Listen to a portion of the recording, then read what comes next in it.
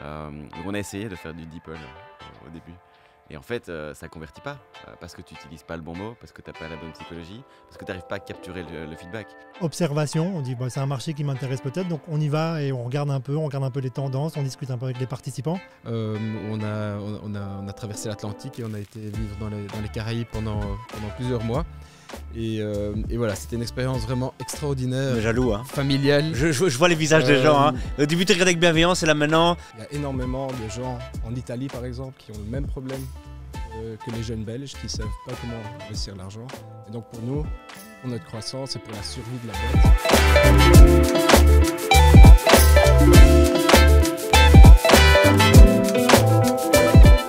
Thomas, bienvenue dans l'émission. Merci. Bienvenue dans ton émission, j'ai envie de dire. Première fois, hein, quand même. Incroyable, première fois. Alors, ça fait longtemps que vous êtes partenaire et qu'on produit ce projet ensemble. Cette année, je disais, elle était un peu spéciale. 2024, toi qui vois un peu tout, qu'est-ce que tu as à nous dire sur cette année? C'était une bonne année 2024. Une année un peu spéciale puisque c'était une année d'élection en Belgique et dans les régions. Et donc, une année un peu perturbée, mais bonne année. On est encore à la fin, on a encore une mission maintenant en Arabie Saoudite qui se passe, mais on est sur à peu près 1000 entreprises qu'on a accompagnées en mission économique sur l'année. Donc c'est un beau chiffre. Des centaines de contrats ont été signés, des centaines de contrats sont en négociation. Donc franchement, un beau cru.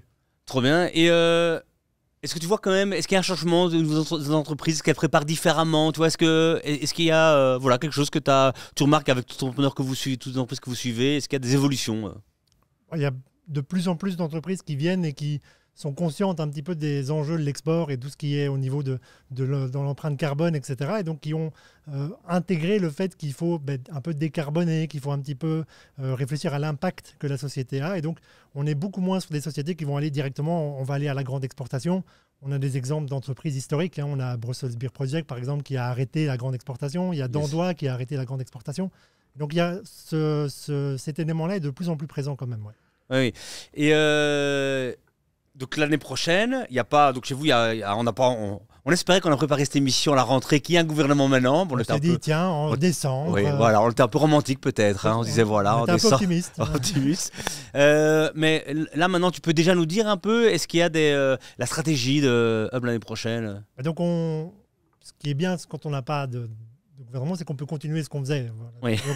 Donc c'est plutôt pas mal. Oui. Et donc on va continuer. Et donc l'année prochaine, dans les cartons, on a à peu près 60 missions qui sont dans les cartons à travers le monde. Je disais un peu de décarbonation, mais on va quand même aller au Japon dans le cadre de l'Expo 2025 à Osaka.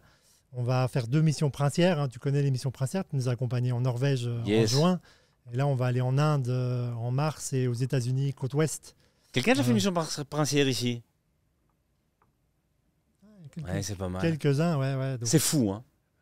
Chez nous, les princes, le roi, on dit ouais, ok, c'est sympa. Non, mais à l'étranger, c'est incroyable. Hein. Pour te faire du business et tout, c'est vraiment, ça ouvre des portes. C'est vraiment. Ouais, et puis surtout, c'est en masse, quoi. C'est 400 entreprises belges qui arrivent, bam, boum, on en impose, quoi. On est toujours un peu timide, toujours un peu réservé, les Belges. Mais non, il faut être fier. 400 entreprises qui se déplacent, qui font du business, c'est beau. Donc, on va aller à la côte ouest des États-Unis en octobre. On va faire San Francisco, Los Angeles. On a des missions avec nos amis flamands et wallons au Sénégal, au Kenya. Donc, on a des beaux projets. Mais on a aussi 60% de nos missions qui seront en Europe. Okay. Parce que c'est important aussi de vendre à nos voisins. C'est là qu'on vend le plus. Et puis, comme je disais, c'est aussi là où il y a le moins d'impact en termes climatiques, etc. Et donc, ça va être bien, ouais. Et quand je suis une boîte, je vais faire une mission, comment ça se prépare? À quoi il faut faire attention? On peut y aller comme ça et se dire, avec le feeling, ça va se passer, ou il faut préparer en amont? Il y a deux options. Soit c'est vraiment, on se dit, on va y aller en mode observation. On dit, c'est un marché qui m'intéresse peut-être, donc on y va et on regarde un peu les tendances, on discute un peu avec les participants. Ça peut marcher. Mais si on veut vraiment qu'il y ait un impact, qu'il y ait des résultats, il faut se préparer à mort, quoi. Il faut savoir plus ou moins quel type de contact on veut rencontrer. Il y a des échanges avec nos équipes à l'étranger pour vraiment cibler les contacts qu'il faut aller rencontrer. Puis il faut se préparer à la culture. Si on va au Japon, par exemple, et qu'on arrive 15 minutes en retard au rendez-vous, c'est fini, c'est mort. Par contre, si on va au Sénégal et qu'on arrive 15 minutes en avance, c'est fini, c'est mort. Hein, donc il faut un peu se préparer à ça aussi. Et puis surtout, il faut se préparer à son pitch. C'est compliqué de pitcher devant des acheteurs potentiels. Et donc, ouais, ça se prépare. Et est-ce que toi, tu as une... évidemment, tu vas dire que tous les startups bruxellois sont bien, toutes les entreprises bruxelloises sont bien, mais est-ce qu'il y a un parcours ces dernières années ou l'année passée que tu vois qui International est venu timidement puis a commencé à signer quelque chose, tu vois, est-ce que j'en discutais justement maintenant dans la salle. J'ai une entreprise ici qui est là aujourd'hui, qu'on accompagne depuis pas mal d'années, qui vient de m'annoncer qu'il allait signer avec un énorme contrat potentiel. Et donc ça fait plaisir. Trop bien. Thomas, ici, il y a plein de gens qui... vont entreprendre l'année prochaine à l'étranger, sans doute, qui viennent ici pour rejoindre telle ou telle mission. Qu'est-ce que tu leur souhaites? De venir. Ça, c'est ce que je me souhaite en vrai, c'est qu'ils viennent. Non, mais c'est de venir et de conclure des contrats et de faire rayonner un peu la marque Bruxelles à l'étranger. C'est tout ce qu'on peut souhaiter. Ouais. Génial, canon. Écoute, merci beaucoup, on va t'applaudir. Avec plaisir. Yes, merci Thomas. Donc merci beaucoup les gars d'être venus. Avec plaisir. Est-ce que vous pouvez en 30 secondes pitcher Nicolas et Thomas, votre boîte comme ça, on l'a en tête et on a envie d'utiliser juste après. Tu démarres? Ouais, vas-y, ok, j'y vais. Donc je suis Thomas Ketchel, je suis le cofondateur de Curvo. Et donc Curvo, c'est une application où on peut commencer à investir à partir de 50 € dans des ETF et des fonds indiciels. Et c'est une manière très facile à mettre de l'argent et épargner pour le long terme et l'investir. Je suis client Curvo et c'est vraiment très bien. Donc moi je suis Nicolas, je suis un des cofondateurs de Accountable. On automatise la comptabilité des indépendants. Donc c'est une application pour faire ses factures, scanner ses reçus et qui va calculer en temps réel votre TVA, vos cotisations sociales et préparer avec garantie votre déclaration d'impôt de façon à ce que vous puissiez, si vous le souhaitez, vous passer d'un expert comptable ou faire en sorte que votre expert comptable se focalise sur le conseil pour vous. Et on est actif en Belgique et en Allemagne. Et c'est un peu un sujet évidemment qu'on a à cœur de partager ce soir. Yes. Et vous pouvez un peu nous dire quand est-ce que vous avez lancé chacun votre boîte, comme ça on voit un peu où vous en êtes. Nous on a lancé en 2019 en Belgique. Et puis la date de lancement de l'Allemagne, mais il y en a eu plusieurs. Donc effectivement depuis 2022. Et pour nous, Curvo est que disponible en Belgique pour l'instant. Mais on va bientôt se lancer à travers l'Europe, dont l'Italie. Et on a commencé en octobre 2021. Ok. Donc, si on avait envie de les inviter, c'est une première dans l'émission. Normalement, c'est le schéma classique. Moi, je suis présentateur, je pose des questions tout le temps, jusqu'à ce que ce soit même parfois ennuyant, ça arrive. Et là, on avait envie de changer un peu le setup.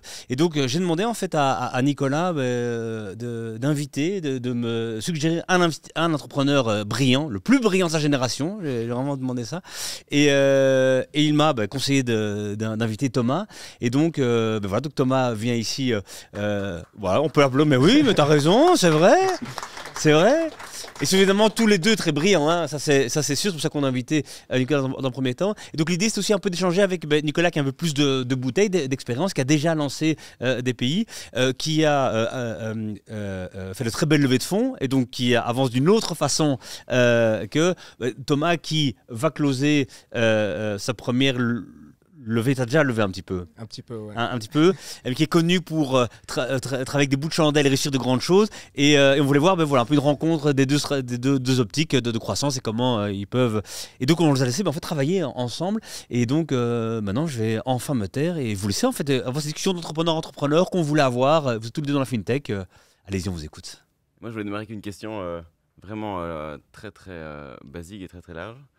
À quel point, pour toi, l'internalisation était importante dans l'histoire de Curvo? Est-ce que c'est quelque chose qui est un add-on, qui est quelque chose que tu peux faire par la suite, ou c'est vraiment une question de survie pour l'entreprise? Ouais, donc, bonne question. Donc, c'est un peu les deux. Donc, c'est un peu en mode...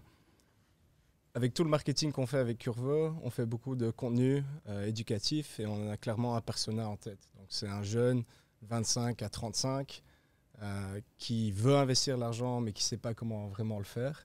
Et donc, on crée beaucoup de contenu pour les aider et pour faire les premières étapes dans l'investissement. Et en fait, avec ce personnel-là, on l'a vu, ok, en Belgique, on peut le faire en français, on va le faire en néerlandais, on le fait en anglais. Mais on a vu aussi que la Belgique, ce n'est pas le marché le plus grand non plus. Et donc, on a vu, en fait, il y a énormément de gens en Italie, par exemple, qui ont le même problème que les jeunes Belges, qui ne savent pas comment investir l'argent. Et donc, pour nous, pour notre croissance et pour la survie de la boîte, on doit grandir et on doit attaquer un marché. Et au lieu de faire l'application, l'agrandir en mode on va rester en Belgique, mais on va faire une application pour tout le monde, en fait, c'est mieux pour notre produit, c'est mieux pour nous comme fondateurs, parce qu'on crée le produit pour nous, de se mettre à l'international que de rester juste en Belgique. Et un autre petit truc là-dessus, c'est que notre distribution marketing, beaucoup, c'est du organique. Et donc, pour nous, c'est très important de ne pas dépenser énormément de sous sur du marketing et de continuer à faire une distribution comme ça. Et donc, maintenant, niveau accountable, donc c'est l'une des boîtes, je pense, en Belgique, FinTech, qui a réussi le plus, du fait que vous avez pénétré le marché. Vous avez combien d'indépendants en Belgique maintenant qui utilisent l'application ? 45 000 ? 45 000. Et donc, à quel stade tu t'es dit, OK, maintenant je vais me lancer en Allemagne ? C'était dès le départ, en fait, dès la création d'Accountable, on s'était dit qu'on voulait créer un acteur pan-européen. Donc avant la première ligne de code, avant le premier deck de slide pour les investisseurs, on s'était dit qu'on voulait créer quelque chose qui allait pouvoir scaler à l'international. Et donc c'était vraiment la première question qu'on s'est posée, c'est est-ce qu'on démarre en Belgique ou pas. D'ailleurs, c'était un débat hyper important avec mon cofondateur Alexis Egurman qui me disait non Nico, on ne doit pas faire la Belgique, c'est trop petit, ça va nous verrouiller, ça va nous bloquer. Et moi je lui ai dit non, en fait c'est un pays dans lequel on va pouvoir aller très très vite avoir du feedback client, très très vite montrer une traction, plus vite que si on le faisait en France, plus vite que si on le faisait en Angleterre. Et encore aujourd'hui, je ne sais pas si c'était une bonne décision. Mais donc, on a fait ce choix de dire on va aller en Belgique parce que ça nous permet de pouvoir apprendre plus rapidement. Mais tout de suite, on savait, dans la création du produit, qu'on n'allait pas, comment dire, je vais essayer d'éviter les anglicismes, mais là, je ne vais pas réussir, overfit, vraiment construire le produit rien que pour la Belgique, rien que pour la comptabilité belge. On voulait créer quelque chose qui allait pouvoir rapidement s'exporter. Mais comment vous avez fait concrètement ? Parce que c'est quand même un produit qui est très belge à la base, avec tous nos... Je vais pas dire de gros mots là-dessus, mais c'est quand même la paperasse qui est frustrant. Comment ça se passe en Allemagne, en fait ? Et comment vous avez eu ce feedback de clients ? Et donc, une chose qu'on a étudiée avant de créer la boîte, c'était le fait que la comptabilité indépendante en Allemagne, en France, en Espagne, le UK, c'est un peu différent, mais tout ça a une base qui est commune. Donc c'est la création de factures, c'est la gestion des frais professionnels, une déclaration de TVA française ou allemande ou belge, c'est pas très très différent. Les logiques sont vraiment les mêmes. Ça on l'avait validé à l'avance. Et donc quand on a commencé à créer le produit, on n'a pas directement sauté sur les complexités belges. On a grandi plus graduellement. Et dès qu'on a eu en fait un début de ce qu'on va appeler le product market fit. Dès qu'on a pu prouver qu'on avait des clients qui arrivaient dans l'application, qui allaient comprendre la proposition de valeur, qui par eux-mêmes allaient passer sur des abonnements payants et que c'était ce qu'on va appeler rentable unitairement, donc le coût d'acquisition du client était remboursé. Dès qu'on a eu ça, on a commencé à travailler sur l'Allemagne. Et donc on l'a fait à un point où il n'y avait pas d'échelle en Belgique, on était moins de 10 personnes. Et ça nous a aidé aussi beaucoup à ne pas se scléroser trop d'un point de vue produit et à prendre trop de la complexité de la comptabilité.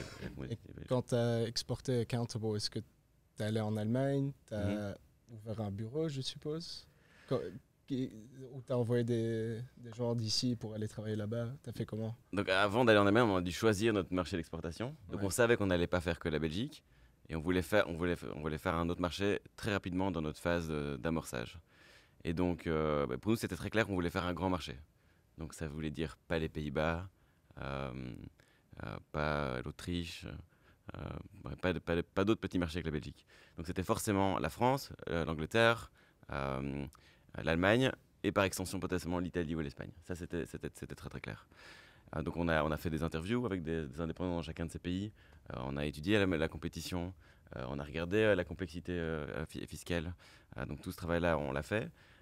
Et on a choisi l'Allemagne parce que c'était le marché qui était le plus grand en termes de nombre d'indépendants. Donc c'est vraiment, tu es dans un Excel, tu regardes les indépendants, tu regardes le régime fiscal, tu regardes leur profession et tu dis voilà, l'Allemagne c'était le plus grand. Et puis il y avait un aspect aussi de défi hyper important où on se disait si on arrive à créer quelque chose en Allemagne, ça peut créer énormément de valeur pour nous, pour nos actionnaires. Plus que si on fait quelque chose qui, en France, qui est un peu le chemin peut-être plus naturel venant de Bruxelles. Et puis on a cru, on a dit ça peut marcher au travers des interviews qu'on a faites. Dès qu'on a validé le choix de l'Allemagne, on a commencé à chercher un directeur Allemagne. Et là, on a fait 200 interviews. Je pense que c'était une des questions que tu m'as posées quand on s'était rencontrés. Comment, ça veut dire quoi? On va chercher un directeur. Comment ça se passe concrètement quand tu es ici à Bruxelles? Je dis OK, on va chercher un directeur Allemagne. Et ici, on connaît, on a nos rêves quand il vient de telle start-up, il est recommandé par toi. Là, tu connais personne. Comment ça se passe? Tu dois t'imaginer, à Countable, à ce moment-là, on est 15 personnes. C'est le tout début du revenu. On est encore évidemment loin d'être rentable. On n'a pas de marque, personne ne nous connaît. En Belgique, les gens commencent à nous connaître. En Allemagne, personne ne nous connaît. Et donc, tu ouvres pas mal de canaux. Il y a ton réseau. On a fait du LinkedIn. Et Tino, donc notre directeur Allemagne, qu'on a fait monter comme cofondateur tardif, on l'a trouvé via AngelList, qui, je pense, n'existe plus en tant que tel. Et donc, c'était une des 300 personnes qu'on a rencontrées. Et nous, ce qu'on a adoré, moi, ce que j'ai adoré chez Tino, c'était le fait que c'était un entrepreneur. Il avait fondé 2 boîtes avant, jamais dans le SaaS, donc jamais dans le software as a service. Et j'ai vu l'étoile dans ses yeux quand on a commencé à regarder c'est quoi un client qui arrive, qu'est-ce que c'est démarrer une démo, une période d'essai, convertir en payant, et trouver de la valeur dans l'utilisation du produit au fur et à mesure du temps. Et puis voilà, il y a un fit de personnalité. Donc tu l'as mis comme cofondateur alors ou juste... Non, pas tout de suite. Ok. Donc le début de la mission, c'était vraiment débroussailler le go-to-market, la mise en place du premier produit. On ne prend pas les erreurs qu'on a faites. Donc Tino a fait le premier lancement du produit, les premiers 100 utilisateurs. Et puis assez rapidement, on s'est dit, bon, si on veut que l'Allemagne réussisse pour nous, il faut amener Tino à un niveau d'incentivisation, de valorisation important. Donc il doit capturer la valeur de l'entreprise. Et donc on l'a amené comme cofondateur tardif de l'entreprise. Et ce qui après coup était vraiment une très très belle décision parce qu'aujourd'hui on construit l'entreprise ensemble. C'est notre directeur marketing. Et niveau confiance, à quel stade t'as su que c'était une bonne décision ou... C'est quelque chose que tu construis au fur et à mesure du temps. Ouais. Donc les premières années d'Allemagne, la première année d'Allemagne, même les premiers 18 mois, c'est beaucoup de doutes. Fondamentalement, ça marche pas. Merci pour la traduction. Mais tu te rends pas compte tout de suite, donc ça c'est aussi quelque chose qui est pas forcément facile. Et donc comment est-ce que tu mesures ça? C'est la qualité de la conversation, c'est le faible niveau le haut niveau de pertinence et le faible niveau de bullshit dans les discussions. Et puis donc vu que tu fais ce travail de débroussage, tu le fais ensemble, on l'a fait ensemble avec lui. Tu crées la relation, tu crées la confiance. Et là où Tino était extrêmement fort, et je reviens sur la question du profil, c'est un entrepreneur qui avait lancé des boîtes, qui avait eu des échecs, qui était capable de gérer cette situation. Et ça nous a permis de construire cette relation de manière très positive. Thomas, tu parlais juste avant de lancer une communauté, avoir les premiers. On te connaît sur LinkedIn comme ça, dans l'écosystème, comme un talent pour ça. Comment on passe de 0 à 100 utilisateurs quand on commence avec peu de moyens mais beaucoup d'envie? Comment tu as été chercher tes premiers utilisateurs Ouais, donc c'est toujours le plus difficile, c'est avec une nouvelle application qui aide les gens à investir de l'argent. Comment est-ce qu'ils te font confiance? Et donc les 10 premiers clients, c'était très très difficile, mis à part nos amis et d'autres entrepreneurs qui voulaient nous soutenir. Et au fur et à mesure, en fait, c'était vraiment... On a passé énormément de temps à parler avec chaque utilisateur.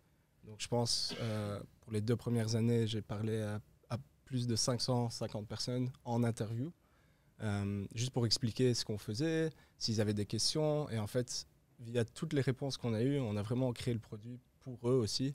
Les gens sont prêts à ça ou quand tu les contactes, ils se sentent un peu harcelés ou non, justement, ils sont contents parce que... Il faut vraiment les harceler, il faut les pousser, 2-3 emails. Mais surtout, ce qui marchait pas mal, c'était... et tu as vu comment on fait notre contenu, on est très transparent avec tous nos chiffres, avec ce qui marche pas. Et en fait, au départ, les utilisateurs voulaient vraiment nous aider.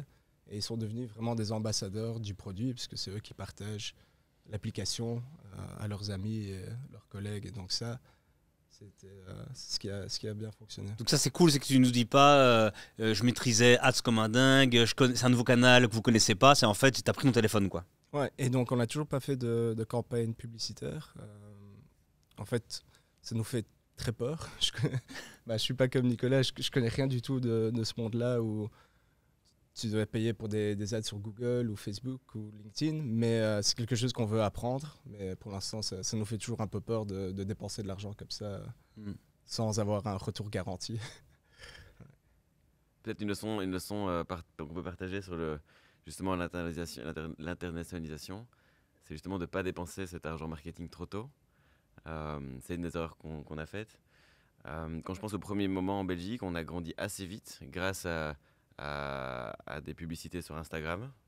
On a parlé de TikTok, on a été un des premiers publicitaires sur TikTok en Belgique. Et ça nous a permis assez rapidement d'avoir des utilisateurs avec lesquels on a pu initier des conversations, apprendre, améliorer le produit. En Allemagne, pas du tout.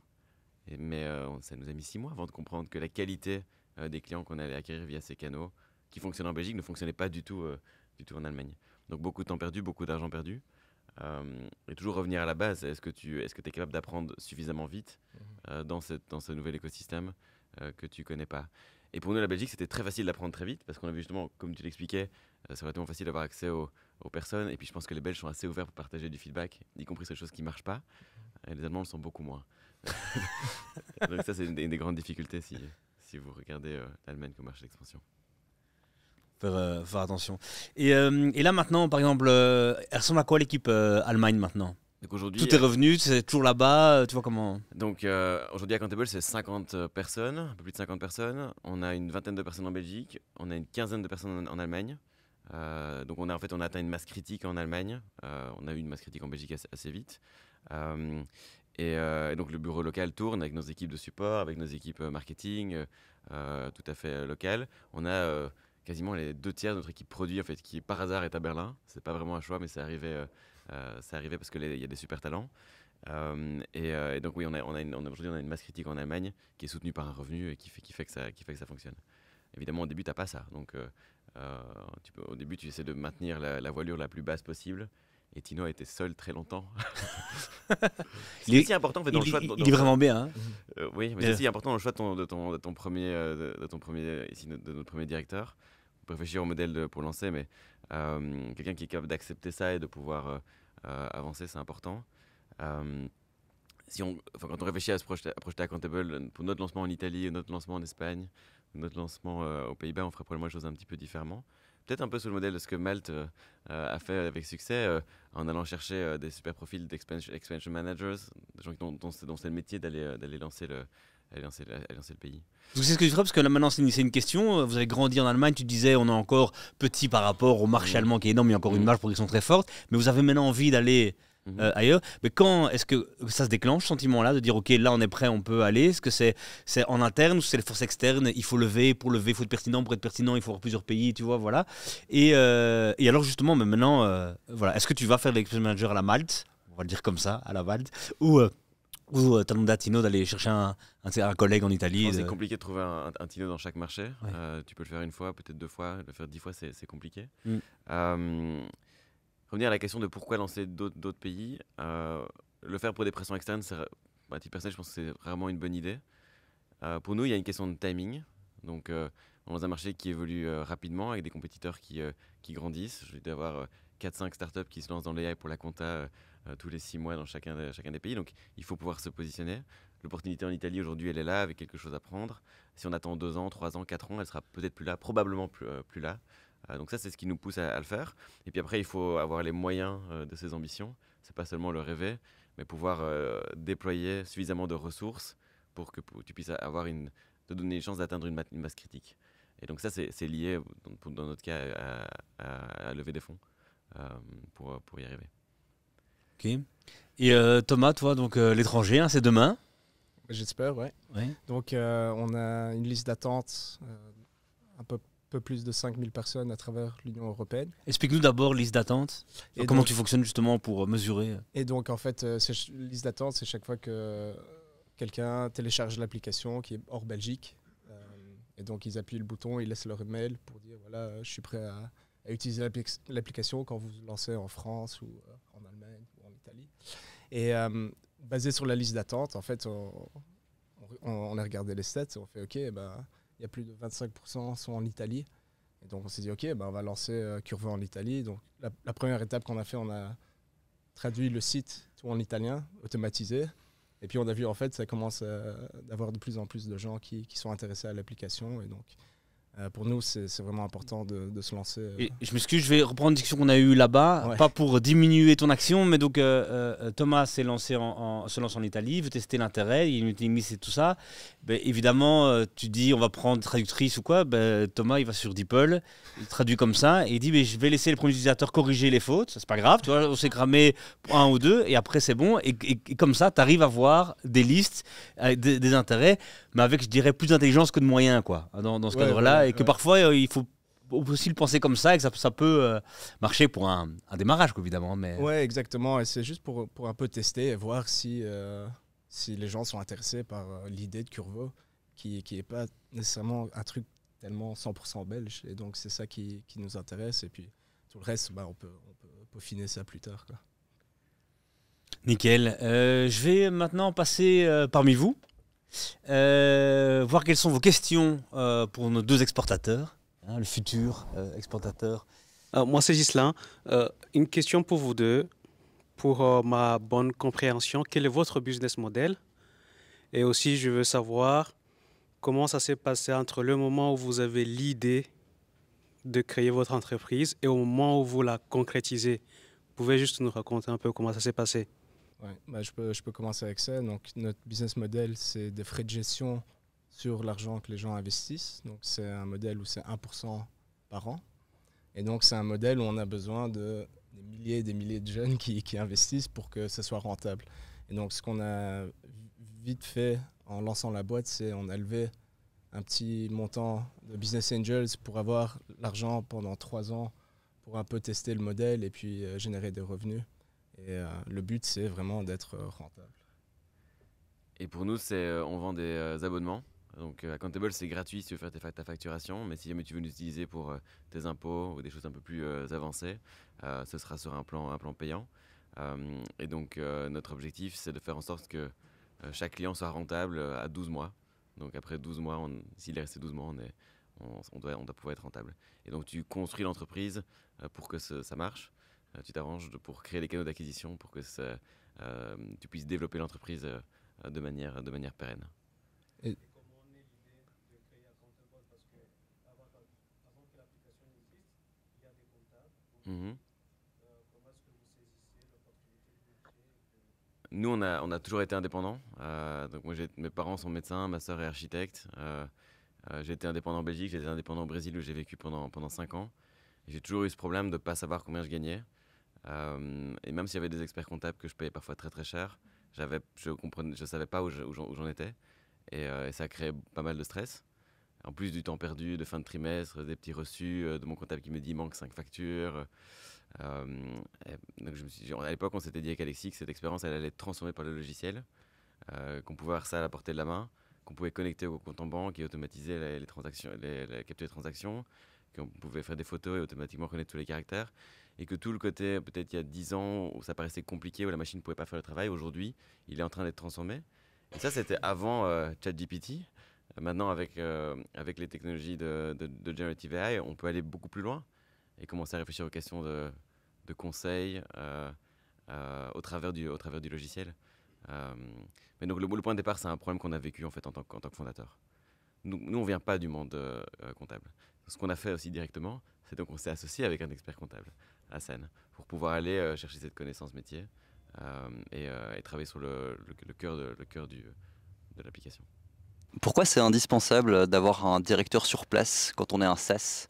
A priori, en tout cas pour Accountable, si on se target des indépendants, ça veut dire qu'il y a un panier moyen qui n'est pas hyper élevé. Ça veut dire que potentiellement, on essaie d'avoir une stratégie plutôt PLG où les personnes sont capables de s'onboarder toutes seules. Alors pourquoi c'est indispensable d'avoir un directeur? Pourquoi c'est indispensable de choisir qu'un pays et pas... C'est quoi le frein d'en faire plein en même temps avec toutes les ressources qu'on a de marketing, via de la pub, via les réseaux, etc. Pourquoi c'est indispensable de choisir qu'un pays et pourquoi c'est si dur de ne pas tous les lancer en même temps? Ça dépend de ton métier. Donc, dans le métier de la fiscalité, tu n'as pas droit à l'erreur. Donc tu dois faire quelque chose qui est tout le temps correct. Donc il y a une certaine profondeur qui est nécessaire. Pour nous, lancer en Italie, lancer en Espagne ou lancer en France, ce n'est pas quelque chose qu'on peut faire du jour au lendemain. Et donc ça demande un minimum d'effort. Ça, c'est uniquement sur la partie produit, faire en sorte que le produit fasse le job. Et puis revenir sur la question que tu as levée, qui est de dire comment est-ce que tu arrives à créer de la confiance dans le marché. Pour pouvoir choisir une solution qui fait tes impôts, il faut un très haut niveau de confiance. Et pour nous, ça voulait dire pouvoir comprendre la psychologie du client, pouvoir mettre en place des systèmes de support, des équipes de coachs fiscaux qui vont pouvoir aider le client, et avoir un marketing qui parle le langage du client. Donc on a essayé de faire du DeepL au début. Et en fait, ça ne convertit pas, parce que tu n'utilises pas le bon mot, parce que tu n'as pas la bonne psychologie, parce que tu n'arrives pas à capturer le feedback. Et donc le fait d'avoir un directeur pays ou un expansion manager, ça force ce mécanisme d'apprentissage sur la psychologie du client. Et quelque part, ça t'amène l'accélération dont tu as besoin pour lancer le pays. Maintenant, avec plus de maturité, une entreprise qui est plus grande, on réfléchit à ne pas faire un pays à la fois, mais en faire 3 ou 4. La complexité, elle est moins du côté produit parce que c'est quelque chose qu'on a pu absorber. Aujourd'hui, on gère l'Allemagne et la Belgique dans la même application avec une forme d'abstraction. La complexité, elle va venir de notre capacité à pouvoir créer de la confiance chez les indépendants italiens et espagnols et hollandais. Et ça demande de l'intensité. Je ne pense pas que tu puisses le faire simplement en étant à Bruxelles. Après, tu as la question de dire, est-ce que toi, en tant que fondateur, tu ne vas pas déménager en Allemagne? Et donc, ça, c'était une des questions qu'on s'est posées. Je me la pose pour l'Italie. En reste, c'est plus sympa que l'Allemagne. Mais c'est aussi important d'amener ce côté skin in the game où tu forces l'apprentissage et tu forces la vélocité. Petite question ici, donc Lionel, je suis aussi entrepreneur dans les fintech. Ça fait longtemps que je suis dans ce secteur-là et intéressé aussi de voir un peu votre vision sur la place de Bruxelles en tant que tremplin pour développer des projets. Donc vous faites ça avec beaucoup de succès et vraiment bravo pour ce que vous faites. Ce qu'on voit au niveau européen, c'est qu'il y a pas mal de fintech qui distribuent leurs équipes. Vous avez vos équipes développement à Berlin et il y a beaucoup de startups qui font ça. Maintenant, peut-être pour focaliser sur Bruxelles, qu'est-ce que vous voyez comme atout sur la place de Bruxelles, que ce soit au niveau réglementaire, la bulle européenne, etc. Enfin, quels sont les atouts que vous trouvez, que ce soit dans les ressources, dans vos capacités et ressources ici sur Bruxelles? Ouais. De notre côté, donc notre première startup, on était aux États-Unis. C'est une boîte américaine qu'on a créée. La première startup qu'on a fait, on l'a fondée en Belgique. Mais on n'avait pas de ressources et à ce moment-là, en 2012, il n'y avait pas vraiment de business angels prêts à investir dans 2 jeunes avec une idée. Et donc on est parti aux États-Unis et là on a lancé la boîte et on a grandi. Et en fait, on s'est toujours dit que quand on revenait en Belgique, on voulait vraiment créer une boîte ici et avoir beaucoup de succès. Bon, maintenant, il y a des boîtes comme Odoo qui ont fait un succès énorme. Et donc je pense que ça aide la Belgique énormément. Il y a Gand aussi, il y a énormément de succès. Mais on attend toujours à Bruxelles, je pense, des grosses boîtes. Mais je dirais les atouts à Bruxelles, ce que j'adore, c'est le talent. Et donc, je rencontre énormément de gens qui sont quand même très doués et qui sont ici en Belgique, qui sont à Bruxelles, qui ont une vision assez internationale, qui aident beaucoup. Et ce que j'adore être en Belgique, c'est le fait que c'est tellement multilingue que t'es un peu international quand tu es à Bruxelles. C'est très vrai. Et donc ça, pour une boîte comme nous, ça a beaucoup d'atouts. Et donc pour nous, notre plan, c'est vraiment de grandir à Bruxelles. Donc rester ici avec notre base pour notre équipe. Un peu comme vous, la plupart, c'est en Belgique. Oui. Donc, de facto, oui, il y a comme un centre de gravité assez important à Bruxelles. Et c'est intéressant, c'est justement cette multiculturalité, le choix de la langue de l'entreprise. Le choix de la langue chez Accountable, c'est l'anglais, c'est naturel. Maintenant, il y a plus de conversations qui se passent en néerlandais qu'en français, mais l'anglais reste la langue numéro 1. Et par exemple, pour nous, du coup, faire l'Allemagne, tout le monde nous dit vous avez dû apprendre l'allemand, c'était une barrière, mais en fait non, c'était juste rajouter une 4e langue à l'application pour nos utilisateurs. Donc c'est chose qui devient naturel. Et je vais prendre un comparatif. Donc notre plus grand concurrent en Europe, il habite Lyon. Ils sont à Lyon et c'est beaucoup plus compliqué quand tu habites Lyon et que tu as toutes tes équipes qui sont en France, qui parlent français, d'aller attaquer un marché comme l'Allemagne, que je pense que pour nous, c'est beaucoup plus naturel. Donc ça fait partie de l'ADN de l'entreprise de manière directe. Moi, je voudrais qu'on parle de Tino, qui a l'air d'être un gros coup de cœur professionnel. Avec le recul que tu as sur la chouette expérience avec Tino pour l'Allemagne, qu'est-ce que tu recherches chez ton Tino italien pour attaquer l'Italie. Et comment tu fais pour déceler ça chez le futur Tino italien? Le premier point, c'est la curiosité. Donc en fait, même si tu as de l'expérience, tu vas trouver des écueils que, a priori, la personne n'a jamais vu ou que personne n'a jamais vu. Les situations, les problèmes à résoudre sont toujours légèrement différents. Et donc quelqu'un qui va pouvoir avoir cette curiosité renouvelée avec ses motivations intrinsèques, c'est vraiment, vraiment, vraiment important. Moi, j'ai beaucoup aimé dans le cas de Tino sa résilience, donc le fait qu'il avait eu des moments difficiles, qu'il ait connu des moments difficiles, qu'il puisse faire la part des choses. Et puis tu vas chercher un troisième élément qui est la recherche d'impact. Donc quelqu'un qui toutes les semaines, tous les jours, doit pouvoir amener quelque chose, changer quelque chose, parce que quand il n'y a rien, vraiment c'est le passage de 0 à 1, et quand on fera Accountable Italy, il n'y aura rien, puis il y aura Accountable Italy. La chose qui conditionne le succès, pour moi, c'est la vitesse à laquelle tu fais les itérations, et ça doit se passer au niveau de la journée, ça doit se passer au niveau de la semaine, pas au niveau du mois, pas au niveau du trimestre. Donc tu dois avoir quelqu'un qui recherche cet impact de manière très très forte. Bonsoir, moi je voulais vous demander, on dit qu'en fiscalité on n'a pas le droit à l'erreur. Est-ce qu'il y a vraiment, quel est le pourcentage d'erreur justement? Donc nous, chez Accountable, on offre une garantie fiscale sur les déclarations. Donc quand vous faites votre déclaration sur Accountable, on garantit la déclaration. Donc s'il y a une amende qui est liée à cette déclaration, Accountable la paye jusqu'à 5 000 €. Ouais. Donc ça, c'est quelque chose qu'on fait depuis l'année passée. D'accord. Et donc on a des gens qui viennent nous voir en disant voilà, j'ai eu une amende liée à une déclaration faite dans Accountable. L'année passée, on a fait 40 000 déclarations qui étaient garanties. On a eu 2 cas de personnes qui ont demandé la garantie. Et on l'a payé avec plaisir. Parce que pour nous, évidemment, c'est un moyen d'apprendre de façon à ce que le logiciel ne fasse plus d'erreurs dans le futur. Donc on est sur un taux d'erreur qui est de l'ordre du moins de dixième de pourcent. Ok. Et donc, vous couvrez jusqu'à quel montant? 5 000 €. 5 000 €. Et si ça dépasse ces 5 000 €? En fait, en pratique, c'est assez rare, du moins en Belgique. Oui, j'imagine. Mais voilà, pour le client, il a besoin d'être très rassuré. Bien sûr. Donc, qu'est-ce que vous affichez Qu'est-ce que vous dans le contrat, est-ce qu'il y a une clause spéciale qui, voilà, Donc, cette garantie, on est les seuls à l'offrir sur le marché. Il n'y a pas aucun expert comptable qui fait une erreur garantit la déclaration de ce qu'il va faire. Ça, c'est voilà. ce qu'elle veut dire, c'est assez clair. Et puis, au-delà de ça, on a toute une équipe de support. Sur la vingtaine de personnes qui sont en Belgique, on a une dizaine de personnes de notre équipe de support qui est là pour répondre aux questions de nos clients. Et donc ça, c'est un élément aussi hyper important pour répondre aux besoins de nos clients de manière rapide. Et donc, Grégoire, d'abord, est-ce que tu peux pitcher ta boîte? Pitcher ma boîte. Donc, Decarbonize, c'est une société qui mesure l'empreinte carbone des entreprises et qui accompagne les sociétés pour réduire leur empreinte carbone. Et on a une solution SaaS. Ok, solution SaaS. T'as lancé ça quand? J'ai lancé ça en 2021, en août 2021. Ok, encore jeune quand même. Ouais, encore un petit peu. Encore jeune. Quelques années. Ça s'est posé quand la question pour toi d'aller à l'international, ailleurs? Tout de suite ou d'abord des premiers clients pour voir et puis...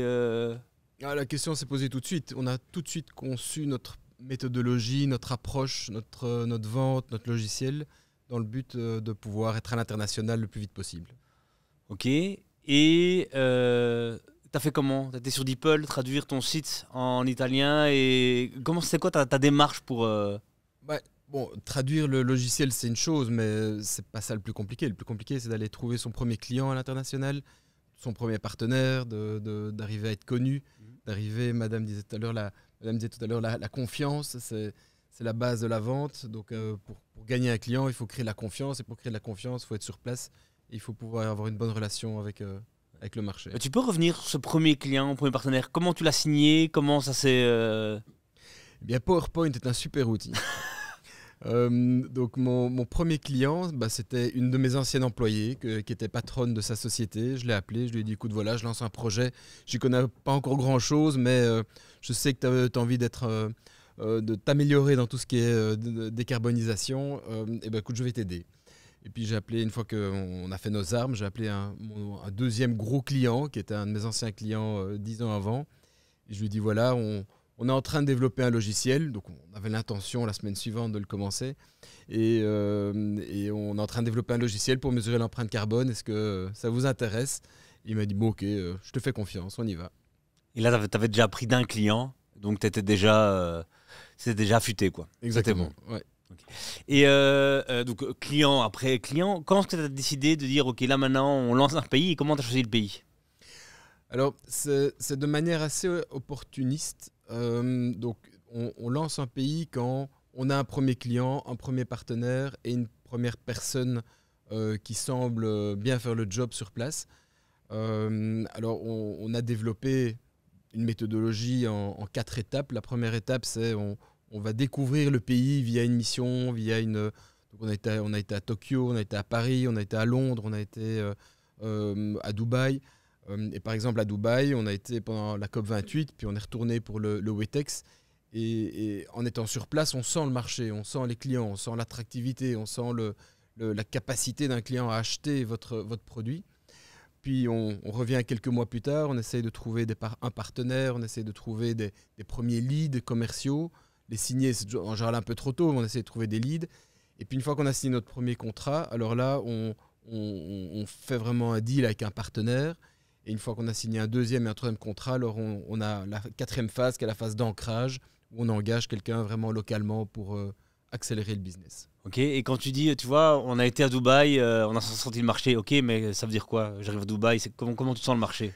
On a participé d'abord à la COP28, donc là ça se prépare, hein, comme disait monsieur tout à l'heure, quand on va à Dubaï ou à Londres, 1 ou 2 mois avant, on prend déjà des contacts, on essaye de participer à des événements, on essaye de rencontrer un maximum de gens, donc on a vraiment des agendas assez bien remplis quand on va là-bas.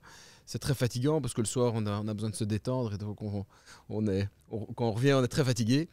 Et donc, on essaie de rencontrer un maximum de gens et c'est vraiment la loi des nombres. Au plus on rencontre de gens, au plus on a des opportunités.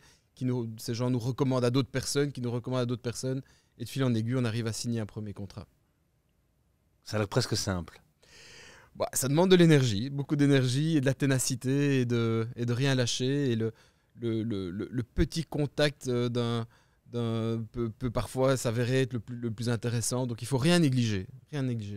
Et tu te rappelles, toi, entre la première fois où tu as été c'était à Dubaï ton premier client à l'étranger ou c'était en France? C'était en France. C'était en France, ouais. C'est quoi la durée entre la première fois où tu vas et puis où tu signes, quoi?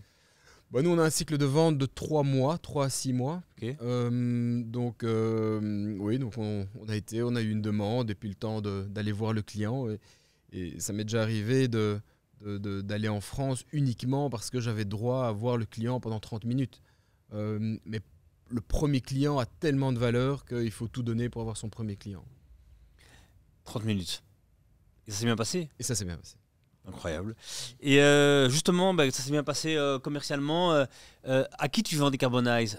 Aux convertis, à ceux qui disent c'est pas possible, faire ça autrement. Justement, tu vas chercher ceux qui ont très peur des nouvelles réglementations, qui se disent je dois avoir plus d'infos. Qu'est-ce qui motive les gens à prendre ta solution? Alors aujourd'hui, ce qui motive, je dirais encore à 50%, c'est la volonté du patron de faire quelque chose et de se dire. On voit bien que le climat est en train de se dégrader, on voit bien que le monde est en train de changer à ce niveau-là.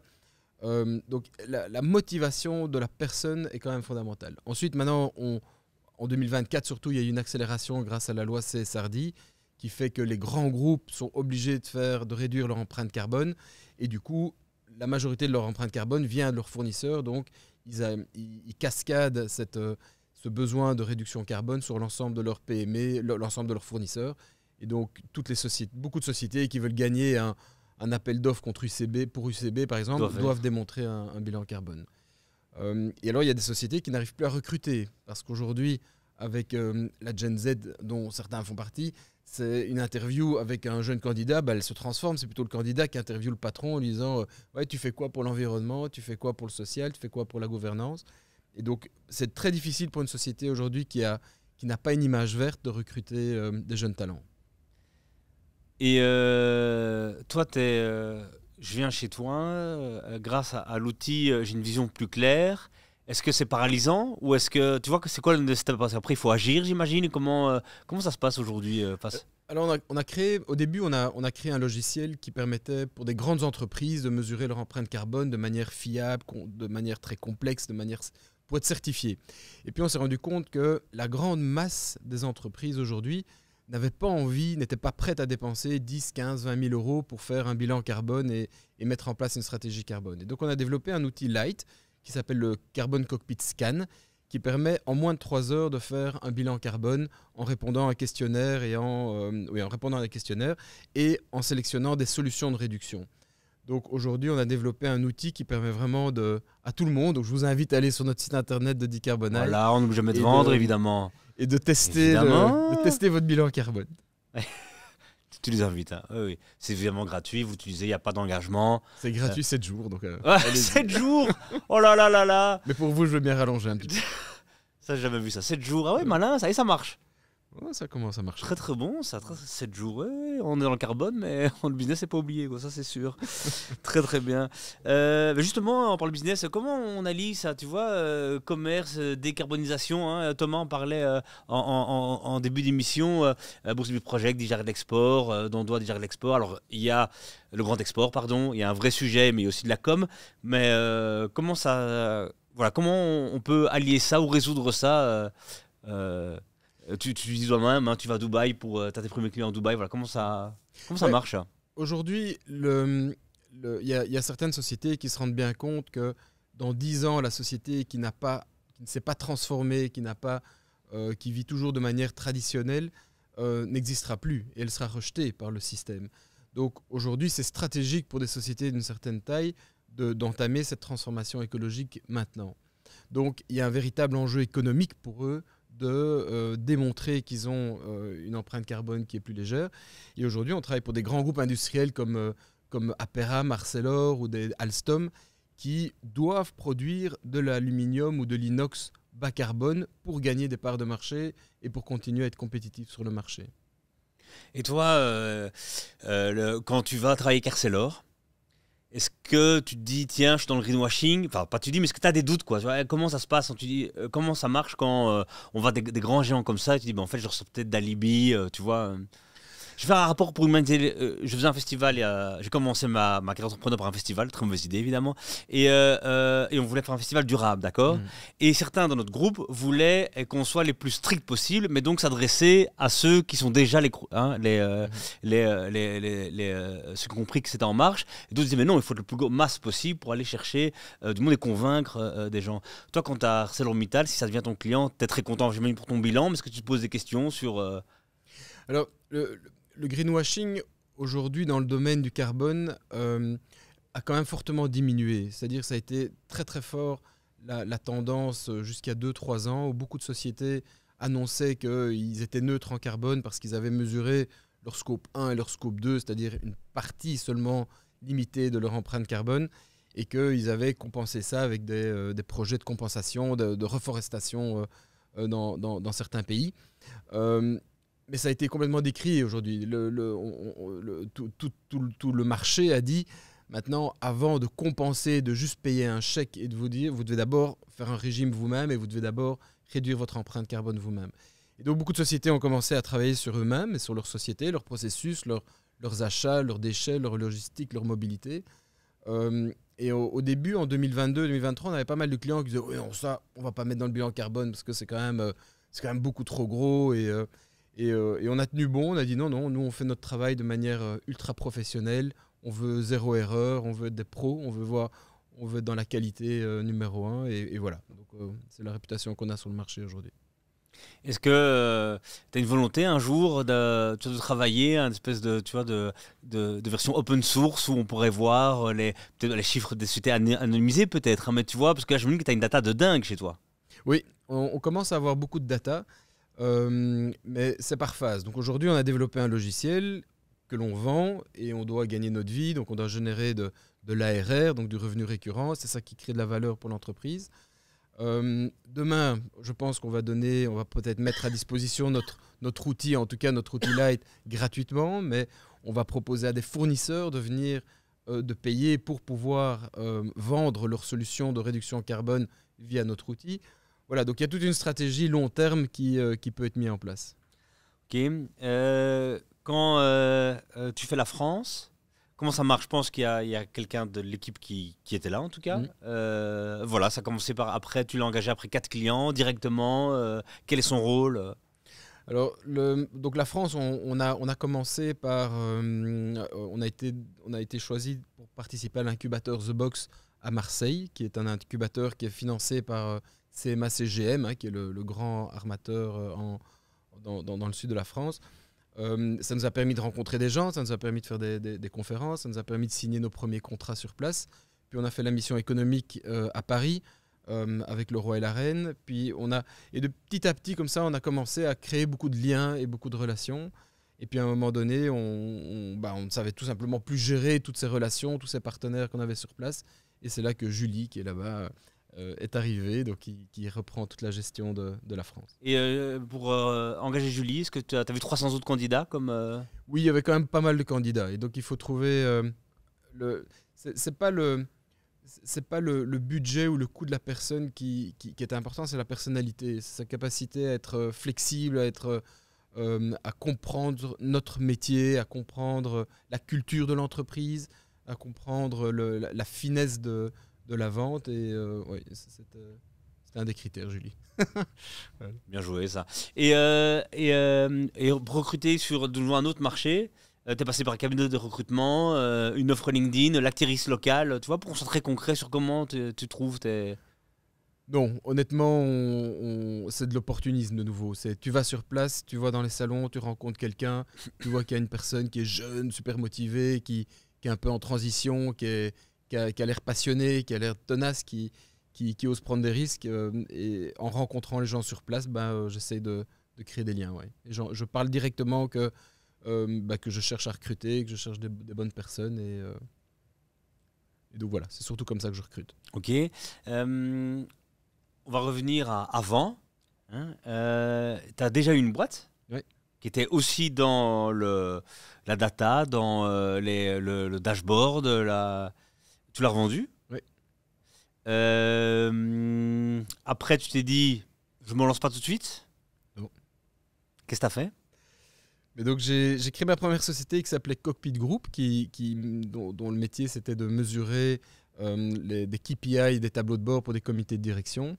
Et j'ai vendu la société en 2013 au groupe BDO, où je suis resté equity partner pendant 4 ans. Et puis je suis arrivé à ma crise de la quarantaine et je l'ai bien faite. Donc j'ai tout quitté, sauf ma femme et mes enfants, et je suis parti vivre sur un bateau pendant 1 an. On a traversé l'Atlantique et on a été vivre dans les Caraïbes pendant plusieurs mois. Et voilà, c'était une expérience vraiment extraordinaire. Jaloux, hein. Familiale. Je vois les visages des gens. Hein. Au début, tu regardais avec bienveillance et là maintenant, tes pneus seront crevés en sortant. Quoi. Exactement. Et l'origine du projet vient de là parce que quand on vit dans la nature pendant une période aussi longue, moi j'ai vraiment appris 2 choses. J'ai appris à quel point l'océan était vraiment sale. Au milieu de l'Atlantique, on pêchait des plastiques gigantesques. On pêchait énormément, je chassais beaucoup du plastique partout, on pêchait des poissons avec du plastique. On a navigué dans des zones, pendant 2 mois, dans des zones qui avaient été ravagées par les ouragans Maria et Irma. Et c'est très impressionnant quand après une navigation de nuit, on arrive dans une crique à la Dominique, et puis à ce moment-là, à 6 h du matin, il y a les nuages qui s'en vont et la lumière qui arrive, et on voit normalement une île qui est totalement verte, là elle était totalement brune parce qu'il n'y avait plus une seule feuille sur les arbres, il n'y avait plus que des troncs et il y avait des épaves partout dans la crique. Donc ça c'était mon premier learning, c'est à quel point la nature se réveille, à quel point la nature peut tout détruire quand elle est vraiment en colère. Et la deuxième chose que j'ai appris en vivant sur un bateau, c'est de vivre de manière totalement autonome. Donc on avait notre petit panneau solaire, on avait notre éolienne, on produisait notre eau nous-mêmes, on gérait les ressources de manière optimale parce que les tomates ça pourrit, les pommes ça pourrit très vite. Par contre le chou ça tient plus longtemps, donc il fallait gérer vraiment toute son alimentation pour tenir 3-4 semaines sans devoir se ravitailler. Et donc c'était les poissons, parfois on avait des pêches miraculeuses pendant la navigation de nuit, on apprenait à manger une partie de poisson tout de suite, puis faire du pâté, faire des rillettes, sécher le poisson, et donc arriver à essayer de tenir le plus longtemps possible. Donc vivre de manière autonome, et en rentrant, je me suis dit, moi j'ai vraiment envie de relancer un business dans le monde des data, mais aussi dans le monde du climat, et d'être entrepreneur de nouveau, parce que je ne sais faire que ça. Et donc voilà, c'était l'histoire de Decarbonize. Incroyable, très belle fin évidemment. J'ai une dernière question pour toi avant de passer à la salle.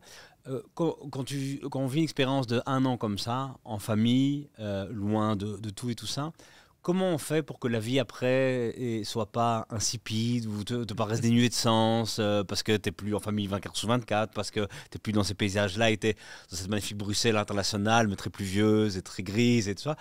Comment tu as fait pour quand même le poste? Est-ce qu'il y a une petite dépression? Est-ce qu'il y a, Ouais, le retour n'est pas facile parce qu'il y a surtout une désynchronisation entre la vie de famille où on est 24h/24 ensemble pendant une longue période, donc la communication est facile. C'est moi qui avais la charge mentale parce que j'étais le skipper, alors qu'à la maison, c'est pas du tout moi qui l'ai.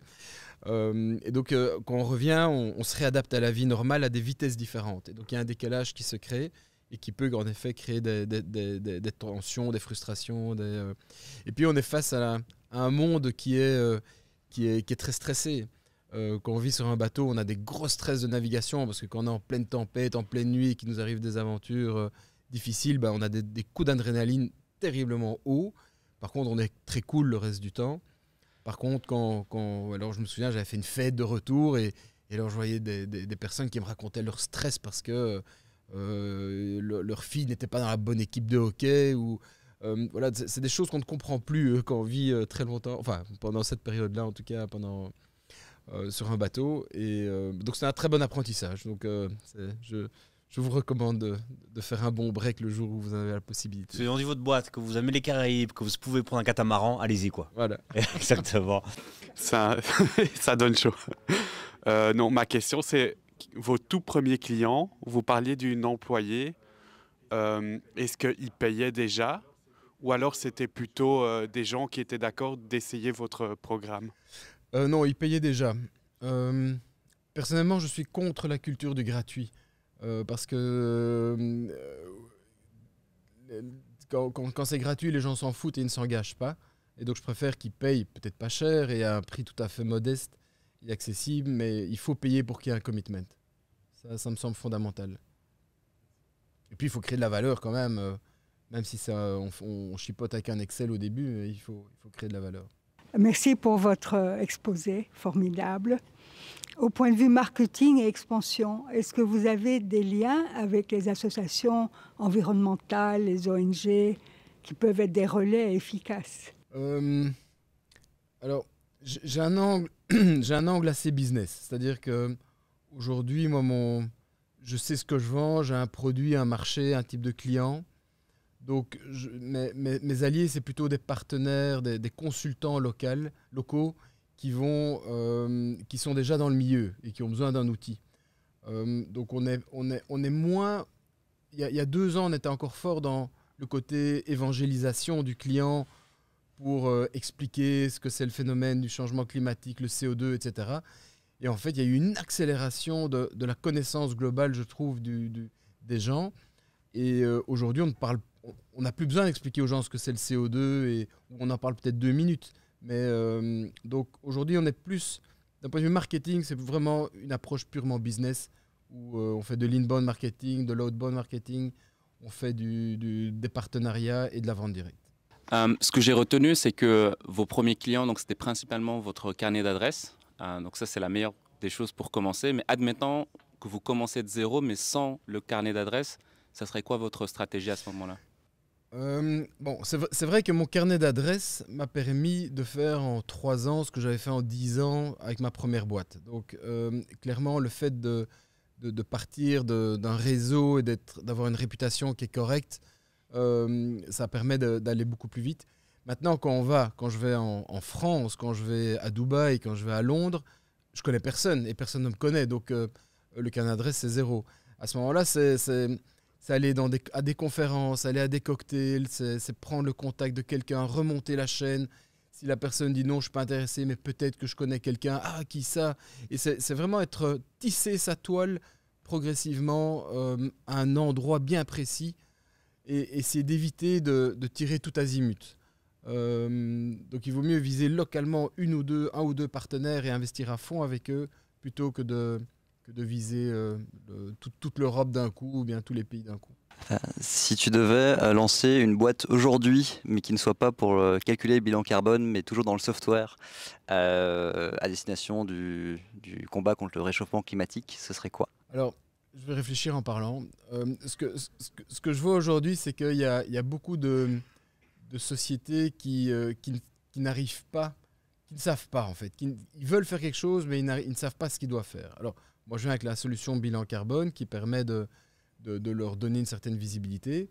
Mais on arrive vite à la situation où, ok, maintenant j'ai mon bilan carbone, je dois investir dans une pompe à chaleur, dans de la mobilité, dans mes déchets, etc. Comment est-ce que je fais? Et là, je pense qu'il y a encore une place aujourd'hui sur le marché pour vraiment accompagner les sociétés, venir offrir des solutions clés sur porte pour les entreprises pour réduire leur impact carbone de 10, 20, 30% très rapidement. Mais très rapidement, parce qu'au début, vous avez dit que vous accompagniez justement les sociétés en plus du bilan. Et puis là, l'opportunité que vous identifiez, c'est de les accompagner. Alors pourquoi, est-ce que vous le faites et pourquoi pas se foncer dans cette opportunité alors? C'est une très bonne question. Donc on le fait jusqu'à un certain point. C'est-à-dire, quand une société fait son bilan carbone, on identifie des profils carbone. Il y en a qui émettent à 80% sur les achats, d'autres c'est sur l'énergie, d'autres c'est sur la mobilité. Et donc, en fonction du profil du bilan carbone, on peut recommander, on a une liste d'une 40aine de solutions. Mais on s'arrête là, parce que donc on fait la recommandation des solutions, on calcule combien ça va coûter et quel va être le return on investment de ce type de projet et quel va être l'impact au niveau CO2. Après, choisir le bon panneau solaire, choisir la bonne solution de mobilité, changer ses voitures, c'est d'autres métiers. C'est vraiment des métiers plus concrets. Et de nouveau, en tant qu'entrepreneur, si j'ai bien appris une chose dans ma première expérience, c'est qu'il faut être focus. Il faut être le meilleur sur son produit, son service, son marché, plutôt que d'essayer de couvrir toute la chaîne et d'avoir plein de compétences différentes dans sa société pour satisfaire un petit nombre de clients. Voilà, c'était ma stratégie. Être les meilleurs dans son domaine et viser un grand nombre de clients.